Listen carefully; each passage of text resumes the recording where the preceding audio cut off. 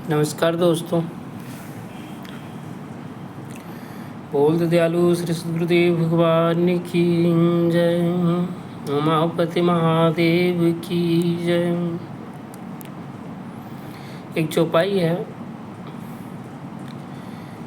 गुरु बिन भव निधि तरई न कोई, जो बिरंचित शंकर सम होई।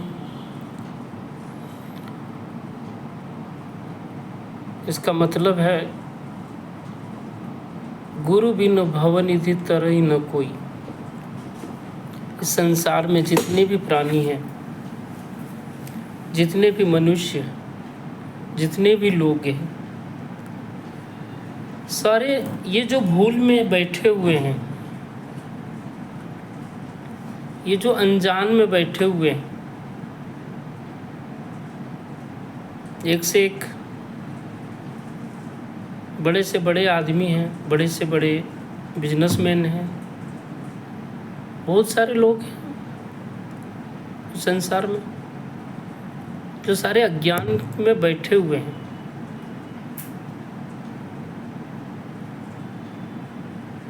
घमंड कर रहे हैं, भले आपके सामने ना बोले हों, लेकिन घमंड तो है उनके अंदर। मैं का घमंड हर एक आदमी को होता है, हमें भी है, उसको भी है, उसको भी है, सबको।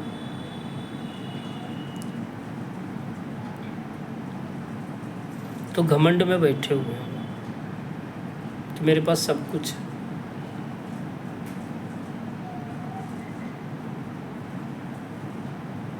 उनको शायद ये नहीं पता, या पता भी हो,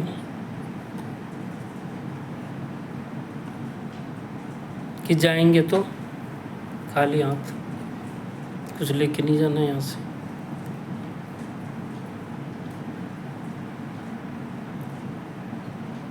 नहीं तो वो टीवी पे तो ज़रूर देखे होंगे, या कहीं ज़रूर पढ़े होंगे, पता तो होगा ही उनको।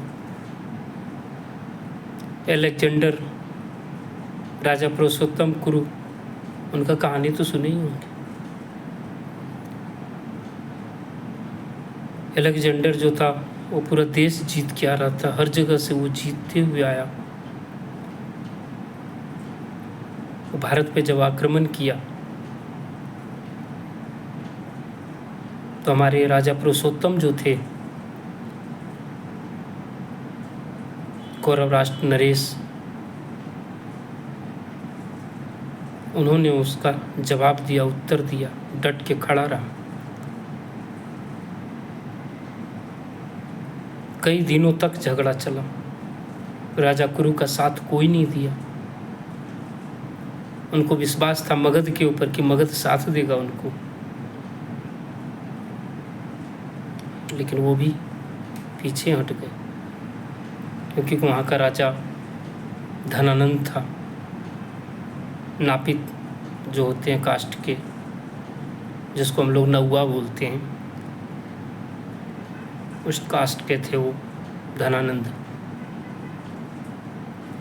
कहते हैं ना, छोटी बुद्धि, वही था उनमें, जो उन्होंने पीछे हट गए।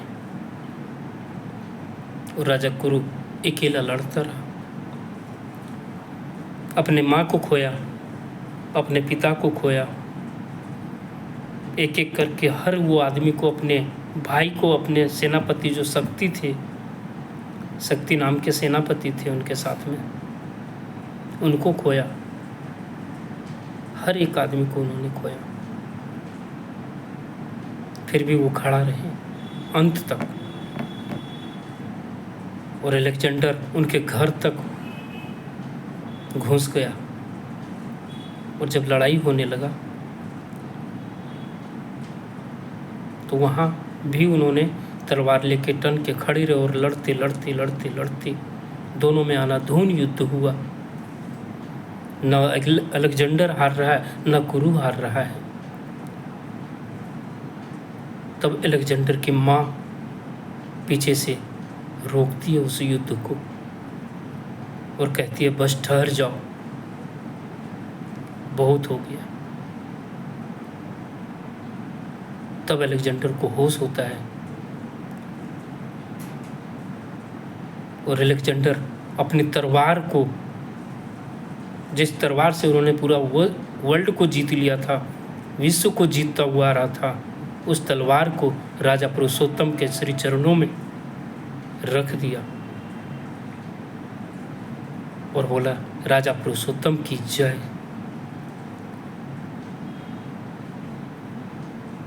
आज तक मैंने आपके साथ मनमुटाव युद्ध में इतने दिन मैंने समय बिताया, यही आज तक अगर आपसे दोस्ती करके समय बिताता तो आज बहुत कुछ सीख लेता मैं।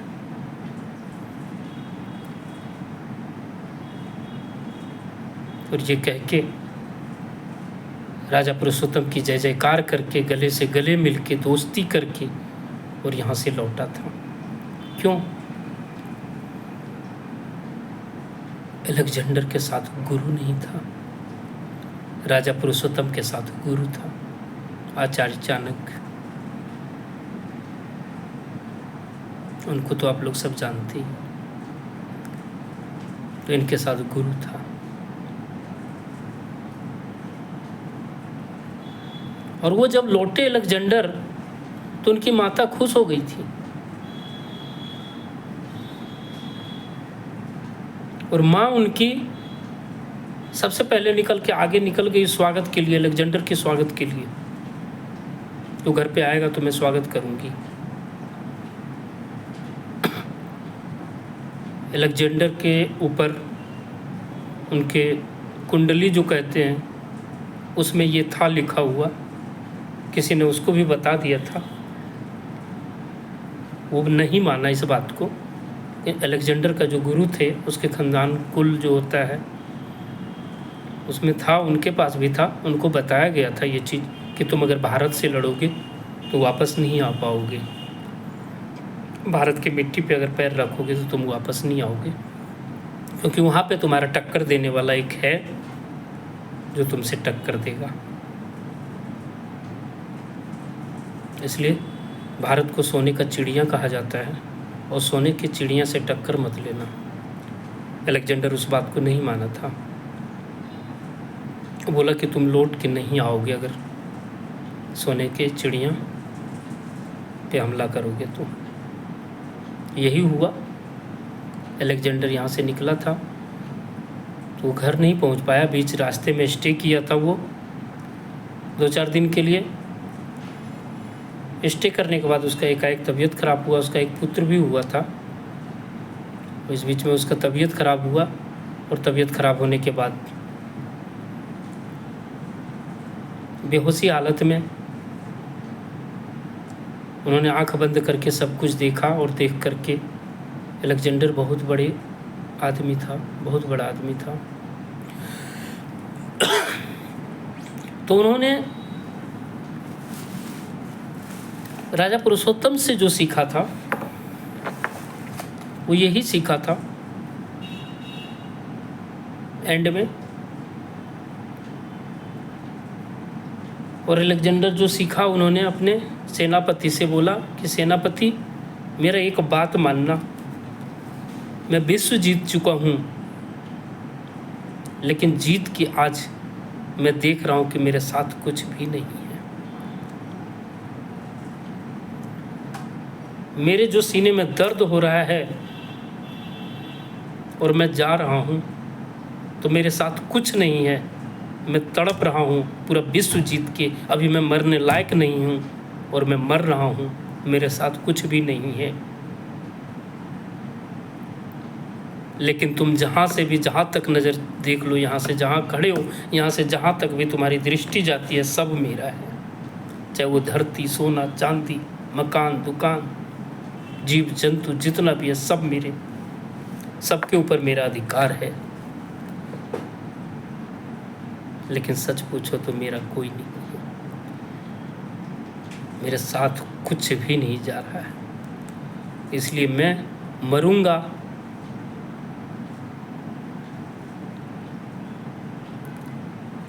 तो मेरा जब लाश जाएगा बॉडी जब जाएगी, निकालोगे यहाँ से जलाने के लिए, जब जाओगे तो मेरे बॉडी को एक संदूक में डाल करके संदूक के नीचे हीरे जवाहरात पूरे बिछा देना, उसके ऊपर मुझे लिटा देना, मेरे दोनों हाथ को ऐसे करके बाहर कर देना, खुला हाथ ऐसे करके बाहर कर देना, और यहाँ से जहाँ तक भी बॉडी जाएगी मेरी जलने के लिए, वहाँ तक पूरे रास्ते में सोना और चांदी बिखेर देना। मेरे लाश उसके ऊपर चढ़ के जाएगा, मेरा बॉडी उसके ऊपर रोनते हुए उसको जाना। ये अलेक्जेंडर लास्ट में मान गया था। राजा पुरुषोत्तम से झगड़ा करते करते ये सीख उसके अंदर आ गई थी कि मेरे साथ कुछ नहीं जाने वाला है। तो उनकी कहानी तो आप लोग सुने ही होंगे, बहुत बड़ी कहानी है। तो मैं सिर्फ इतना कहना चाहता हूँ कि गुरु के बिना कुछ भी नहीं है। आप युग को देख लीजिए, त्रेता देख लीजिए, द्वापर देख लीजिए, तो कलयुग में क्यों नहीं? ये भगवान राम अपने गुरु को मनाए हैं, माने हैं, बनाए हैं। भगवान कृष्ण अपने गुरु को बनाए हैं। उनके पास तो क्या चीज़ का कमी था? महाबुद्धिमान साक्षात विष्णु अवतार। एक बार उन्होंने माता सरस्वती को आशीर्वाद आदेश दिए कि हे माँ सरस्वती, आप मेरे मुरली में आ जाओ। माता सरस्वती हाथ बांधे पीछे खड़ी। प्रभु आप आदेश दिए और मैं ना हूं। फिर भी उनको गुरु बनाना पड़ा। किस लिए? क्योंकि बिना गुरु का ज्ञान नहीं होता।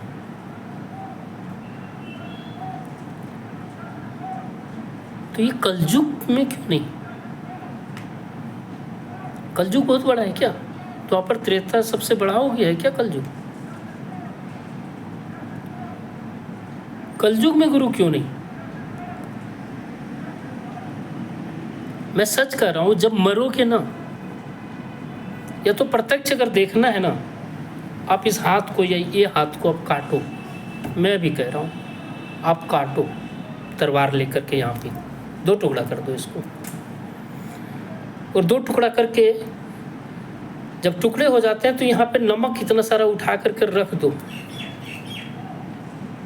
और हरी मिर्च बढ़िया वाला तीता वाला ले लो, आप उस पर लगाओ पूरा ऐसे करके। शायद इसका अनुभव आपको अभी होता होगा कि कहीं कटने के बाद अगर उस पर कोई नमक और मिर्च लगा दे तो कैसा लगता है, कैसा अनुभव होता होगा। यही अनुभव जब मरोगे ना, उस टाइम पे होगा। वही अनुभव होगा, मैं सच कह रहा हूं।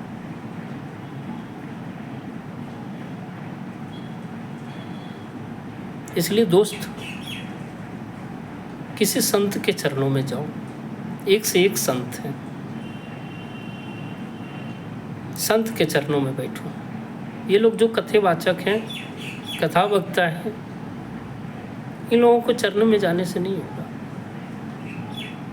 संत महात्मा फकीर जो अभी भी बहुत सारे हैं धरती पे, ढूंढोगे बहुत सारे मिलेंगे। और अच्छे संत का संगत करो, सत्संग सुनो। आप सप्ताह में भी 1 घंटा सुन लेते हो ना, मंथ में भी 1 घंटा सुन लेते हो ना, अरे 6 महीने में भी जाके 2 घंटा बैठोगे ना, उनके श्री चरणों में आनंद आएगा।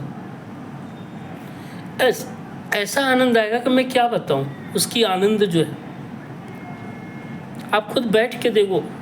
अगर सच्चा संत के पास तुम बैठ के जाओ, बैठ के देखोगे ना, क्या आनंद की अनुभूति होती है, ये पता चलेगा आपको। आप बैठ के देखो, आप सब कुछ भूल जाओगे। कहाँ घर, कहाँ दरवाज़ा, कहाँ बेटा, कहाँ बेटी, कहाँ दुनिया, कहाँ देश, कहाँ बिजनेस, कहाँ गाड़ी, सब कुछ भूल जाओगे आप। उसी टाइम आपको बैठने से पता चल जाएगा कि ये संत के पास क्या है।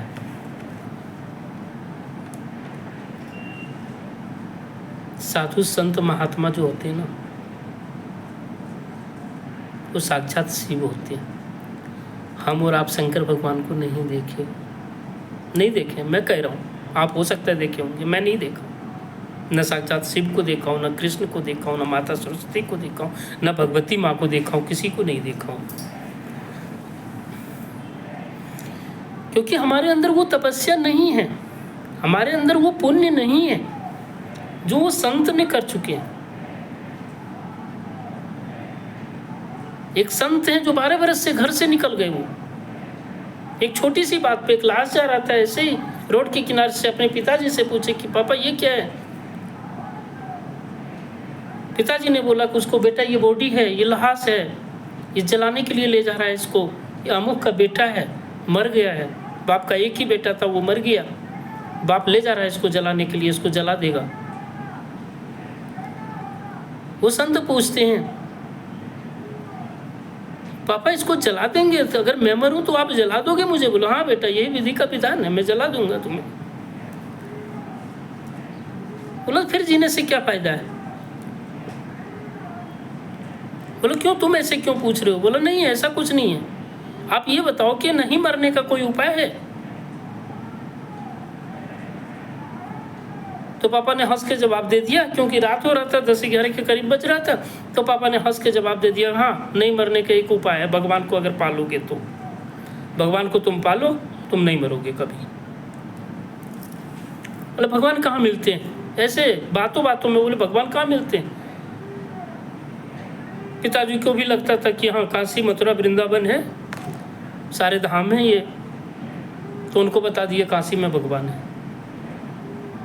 इतनी ही बात पे पिताजी गए बोल के सोने के लिए, बेटा इधर सोने के लिए आया। सोने के लिए क्या आएगा? बेटा इधर से कुंडी बंद किया और वो घर से बाहर निकल गया कि मैं चला काशी भगवान से मिलने के लिए।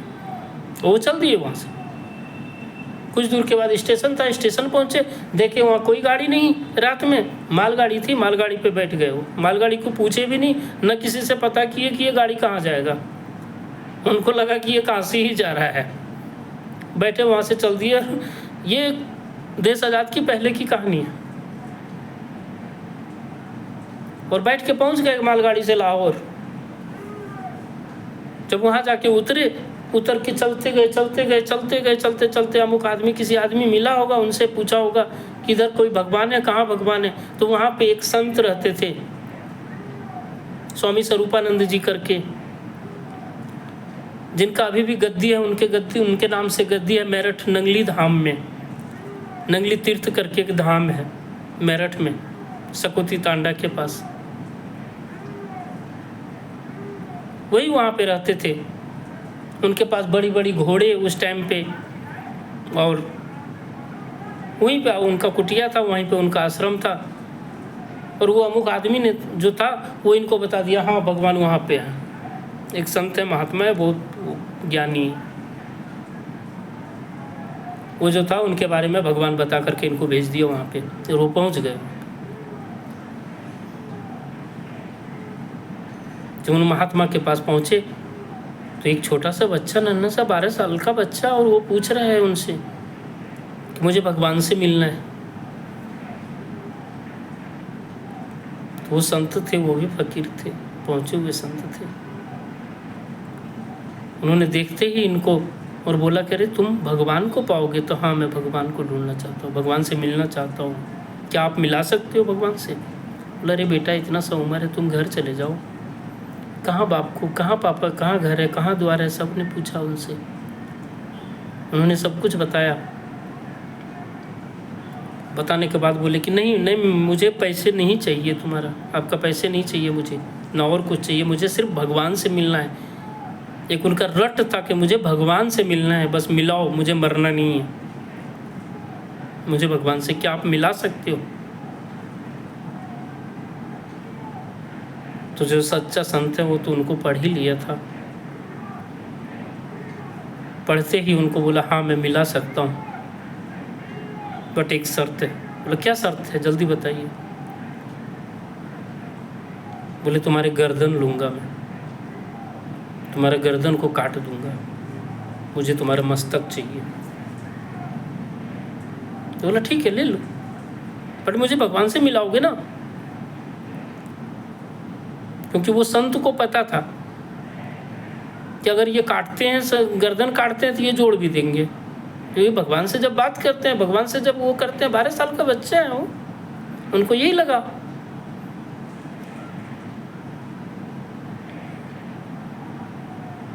कि जब गर्दन काटते हैं तो जोड़ भी देते होंगे।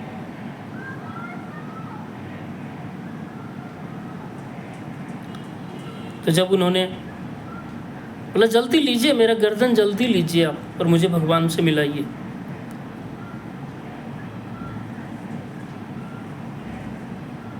तो वो जो महात्मा थे उन्होंने अपने शिष्य को बोला चाकू लाओ वहाँ से। बड़ा सा चाकू, इतना बड़ा चाकू लेके आए और उनके गर्दन पे रखते गए। पीछे से उल्टा करके चाकू ऐसे ऐसे ऐसे ऐसे 5 बार किए। तो इन्होंने और जल्दी बोल रहे कि जल्दी काटिए, आप लेट क्यों कर रहे हैं, जितना जल्दी काटेंगे उतना जल्दी मैं भगवान से मिलूँगा, आप जल्दी काटो। उनको भी लगा अरे बाप रे बाप, ऐसा बालक कौन है। फिर उनको खड़ा किया, बोला तूने मस्तक दिया, मैंने ले लिया, अब ये मस्तक मेरा है, आजा बैठ जा। फिर बगल में बैठाए, उनको गुरु दीक्षा दिए, मंत्र दिए और बोले इसको तुम जाप करो, भगवान मिल जाएगा। उन्होंने अपने मुंह से ये कहानी बताए हुए हैं कि मुझे ऐसे ऐसे बताए गए थे। जब मंत्र दिए, उस मंत्र को मैंने जपना स्टार्ट कर दिया, तुरंत वहीं पे बैठ के एक रूम में। जब जपना स्टार्ट किया, घंटा 2 घंटा 3 घंटा 4 घंटा मैं बेहोश हो गया बैठे बैठे। हाथ ऐसे करके जो होता है, ऐसे करके इस पैर को इस पे चढ़ा के, इस पैर को इस पे चढ़ा करके उन्होंने बैठ गया, और बैठते जपते जपते घंटों 2 घंटा तक वो ध्यान, अंतर ध्यान हो गया। उनको बहुत आनंद आया उसमें, पता नहीं वो क्या देखे उसमें। तो ऐसे संत महात्मा अभी भी हैं, उनका शिष्य अभी भी विचर रहे हैं इस धरती पे। हर जगह पूरा देश घूम घूम के, पूरा दुनिया घूम के वो प्रचार कर रहे हैं, आशीर्वाद दे रहे हैं। स्वामी पूर्णानंद रांची में रहते हैं ज़्यादातर, हर जगह आश्रम है उनका, उनके ही शिष्य हैं वो स्वामी पूर्णानंद। इन्होंने भी 16-17 साल की उम्र में घर से निकल गए, और आज 75-76 साल हो चुका है।